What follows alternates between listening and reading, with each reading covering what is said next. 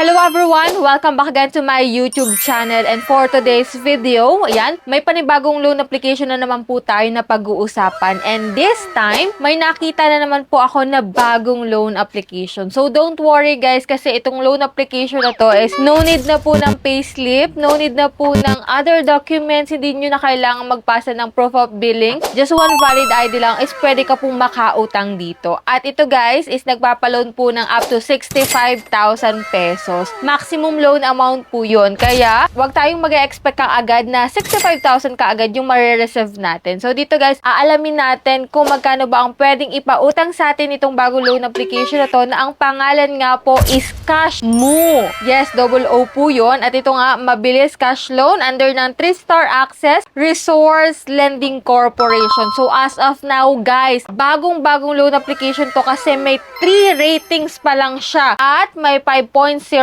star. Yes, 5 stars po ang loan application na to. And dito kung makikita mo guys sa kanyang mga ads, get paid up to 60,000 in one go. No waiting, straight to your account. So, hindi daw natin dito need mag-antay para marilisan tayo ng pera. So, check natin guys kung legit yan. At ito pa daw yung loan application na simple, fast, and done in just 3 steps. Yes, 3 steps lang daw guys. Agad-agad is makakautang ka daw po dito. Pero bago natin pag-usapan at puntahan itong si Cashmoo, kung hindi ka pa dyan nakasubscribe sa aking YouTube channel, kindly click the subscribe button, turn on the notification bell, and be updated lagi sa ating mga latest vlog at sa ating latest uploads. Kasi every video po na ina-upload ko is may 2 lucky winner po tayong pinipili. At ito na po yung ating unang lucky winner for today's video. Ayan, congratulations na po sa'yo kaagad. Claim mo na po yan sa aking Gmail account. Mag-PM ka na po doon. So, stay connected, stay active lang po kasi tuloy-tuloy pa rin po yung ating pa-monthly cellphone giveaway. So, last time nga po, in-announce ko na po yung ating pa-cellphone giveaway winners. Nako, i-check nyo po kung sino yung nanalo doon. And this time nga, pag-uusapan po natin itong nakita ko na bagong loan application na naman na merong 5-star, bagong-bago kasi 3 pa lang yung rating niya, na merong maximum na 60,000 pesos. So, if you are interested na malaman kung okay yung app, worth it ba na mag-apply dito at magkano ba ang pwede nating mautang? So, keep on watching.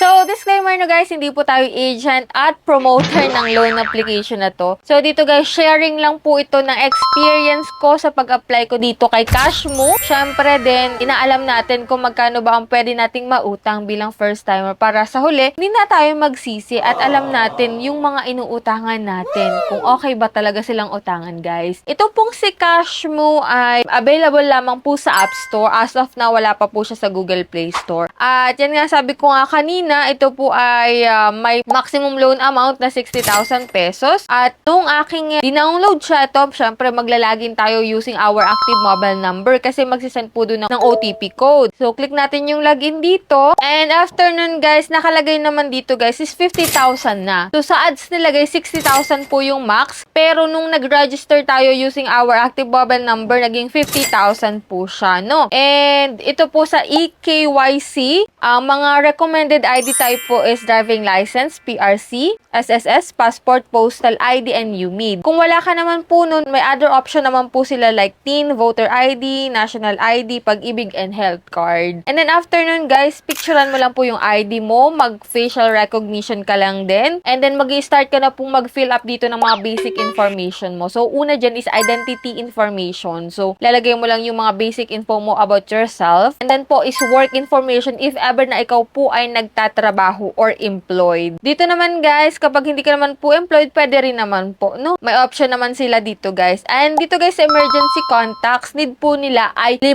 contact number. Siguraduhin mo kung sino po yung ilalagay mo dyan kasi maaari po nila yung i-text or tawagan if ever na ikaw po ay unreachable. And then dito guys, sa withdrawal information, pwede ka pong mag-withdraw sa e-wallet or sa any bank. Sa e-wallet po may option sila na Coins, GCash, GrabPay, Lazada PH, PayMaya, and StarPay Corporation. application. So, mamili ka lang po dyan ng isa. And then, after nun, eto na, dito na tayo sa loan confirmation. Dito guys, sa loan confirmation, dito mo na malalaman kung magkano yung pwedeng ipaloan sa'yo. So, hindi po ito pare-parehas ng loan amount. Kung sa akin po ay gantong loan amount, which is 4,000 pesos, maaari po na mas mababa pa dito or mas mataas pa dito ang pwede nyong mautang kay Cashmo. So, dito guys, dito sa loan details, ito po yung kanyang quotation. Ito daw po ay may loan term na 2 period, which is 121 days nga daw, 4 months to pay. Pero, honestly guys, bibihira po talaga yung may 4 months to pay, lalo't bago ka sa isang loan application. Commonly dyan guys, is 7 days to pay lang. Kaya, be aware dyan guys sa mga loan application na naglalabasan dyan. Dito sa 4,000, magkano ba ang pwede nating ma-receive? So, wala dito guys nakalagay kung magkano. So, dito nakalagay po yung repayment plan natin. At ang schedule 1 is sa November 27, 2025. Magbabayad tayo ng buo, which is 3,960. So, hindi pala siya buo guys. Kasi yung 40 is may iwan. Pero hindi mo na siya babayaran once na settled mo na yung first schedule mo. And ang kagandahan din dito guys is 0 interest siya. Wala ka pong interest na babayaran. Pero, need mo munang i-confirm itong loan application mo bago mo makita kung magkano na lang yung ma-receive mo sa 4,000. Ang nakalagay lang kasi dito guys sa loan confirmation yung loan amount tapos yung repayment schedule. After mo pa ma-confirm, after mo pa ma-submit yung iyong loan application, saka mo lang malalaman kung magkano yung ma-receive mo. Which is eto nga, interest niya po ay 0, which is good. Ang service fee niya po dito is 1,520. So, dun sa service fee niya po na 1,520, ililess po natin sa 4,000. 1,520 less 4,000. Bali guys, ang makukuha mo na lang talaga or amount to receive mo na lang is 2,480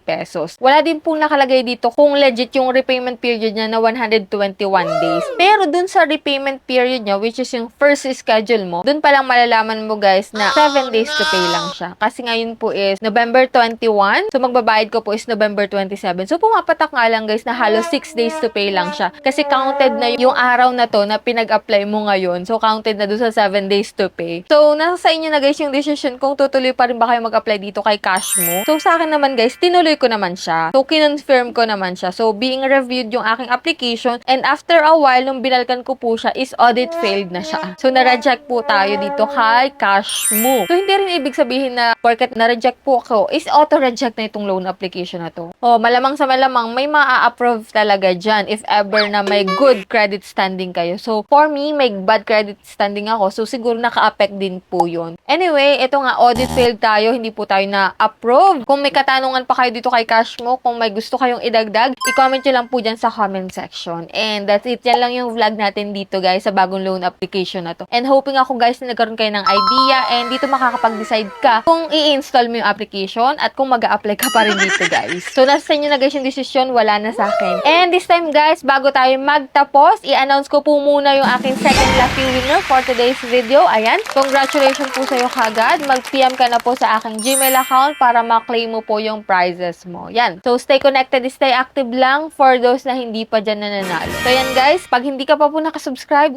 click mo na po yung subscribe button, turn on the notification bell, and be updated lagi sa ating mga latest uploads. So, bye-bye na muna for now, guys. See you on my next video.